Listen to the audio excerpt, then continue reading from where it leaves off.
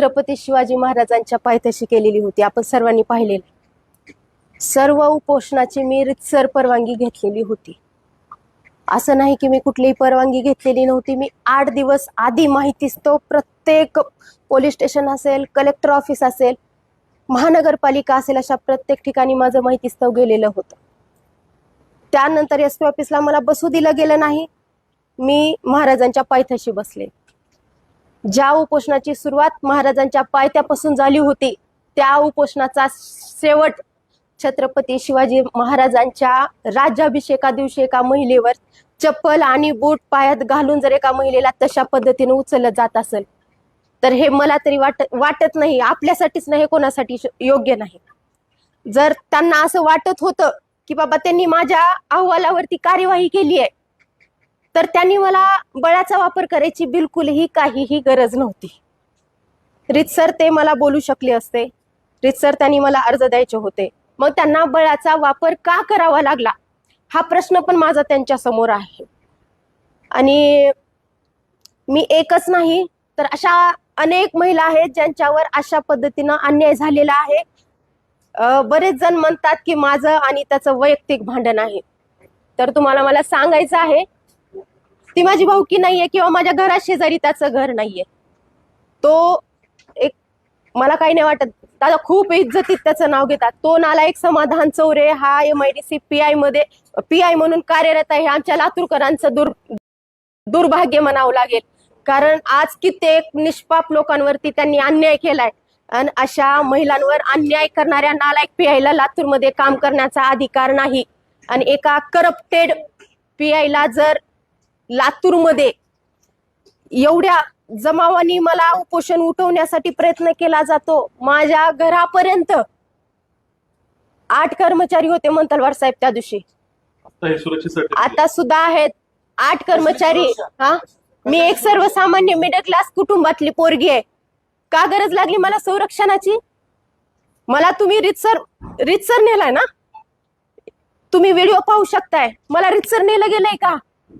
जर तुम्हाला माझ्यावर आरोग्याची काळजी आहे ना, माझा BP एवढा हाय झाला होता दादा, त्या पिरियड मध्ये मला अटॅक आला असता तर ह्याला जिम्मेदार कोण होतं? आजूबाजूच्या प्रत्येक व्यक्तीला धमक्या देऊन बाजूला काढण्यात आलेलं होतं, कोणीही जवळ येऊ दिला गेला नाही। आणि त्यानंतर उठवल्यानंतर 10 ते 15 मिनिटांमध्ये माझं स्टेज मोडीत काढलेलं आहे। माझ्या मर्जी विरुद्ध जर ते उपोषण उठवलंय, तर माझं स्टेज का काढलं गेलं? माझ्या सामानाचं नुकसान का करण्यात आलं? माझे बरेचसे डॉक्युमेंट गहाळले दादा त्याच्यानंतर, जे की मी कलेक्ट केलेले होते सगळे, तर याला जिम्मेदार कोण आहे?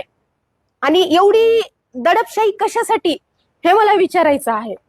ठीक आहे, माझा आवाज प्रत्येक लोकांपर्यंत पोहोचणार नाही, पण माझी लढाई शेवटपर्यंत असणार आहे।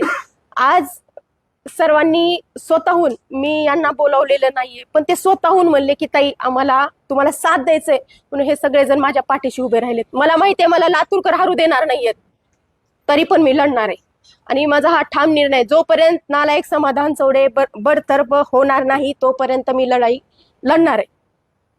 पोलीस संरक्षण मी अजिबात मला पोलीस संरक्षणाची का गरज आहे? मी 2 नंबर धंदा नाही करत दादा, मी एक मिडल क्लास, मी पहिल्या सुरू म्हणले मिडल क्लास फॅमिलीतली पोरगी आहे, जी रोजीरोटी फक्त कमवून खाते। त्या पुरीला 8 आणि 9 पोलिसाचं प्रोटेक्शनची काय गरज आहे का गरज?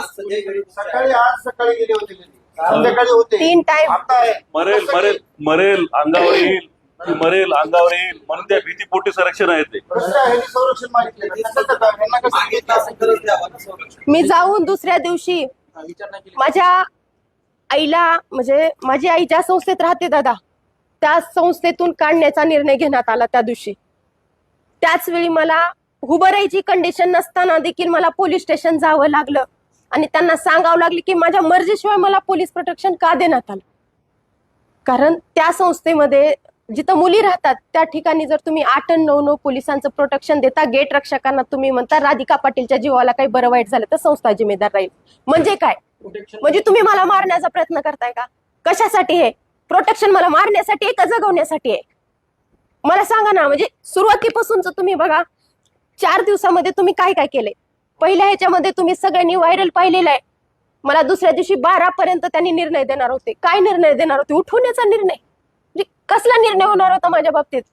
हे मला सगळ्या गोष्टीचा मला उत्तर पाहिजे बस.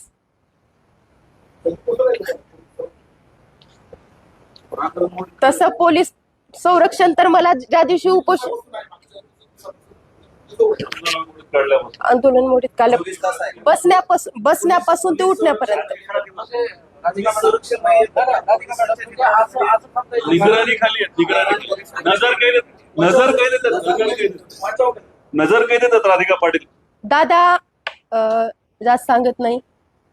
सकाळी मी 9ला उठले एका दिवशी. मला माहित होतं ते माझ्याकडे येणार. 9 वाजल्या तर ताई ताई उठा उठा. म्हणजे मी जिवंत आहे का मेली?